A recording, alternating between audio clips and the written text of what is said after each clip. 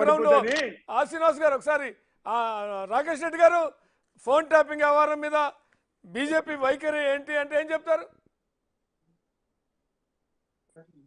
అంటే phone tapping మీద already అక్కడ అత్యార్ జైల్లో 4 రూములు కూడా రెడీ చేసినాం. Don't worry.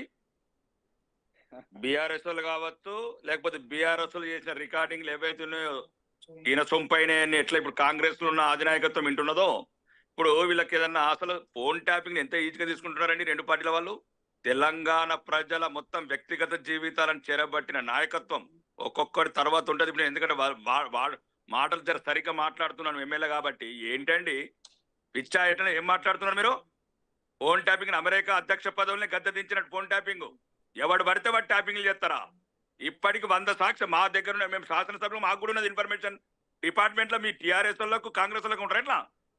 ఏమేమి రికార్డింగ్లు? మూసీ నదిలో హార్డ్ డిస్క్లు తీసుకొస్తారు, పెన్ డ్రైవ్లు తీసుకొస్తారు. ఒక్కొక్కటి సంగతి తర్వాత ఉన్నది. యూనిఫామ్ వేసుకున్న ఏదో కులపిచ్చి ఉన్న ఆఫీసర్ ఉన్నారో మీకు తర్వాత ఉంటది. ఈ దేశంలో కూడా ఫోన్ ట్యాపింగ్ ఏంటంటే ఉత్సాహ పోసుకోవాలి. ఒక్కొక్కడు ప్రతి ఒక్కరిని చట్టం ముందు నిలబెడతాం. ఇది డబ్బుతో ముడిపడ్డది కాదు, కాళేశ్వరం అవినీతి కాదు. ఒక్క నిమిషం ఆగండి, ఒక్క నిమిషం. రవీంద్రరావు గారు మీరు మాట్లాడేటప్పుడు ఒక్క నిమిషం కూడా మాట్లాడండి. నీకన్నా 100 రెట్లు రాయి చెప్తుంది.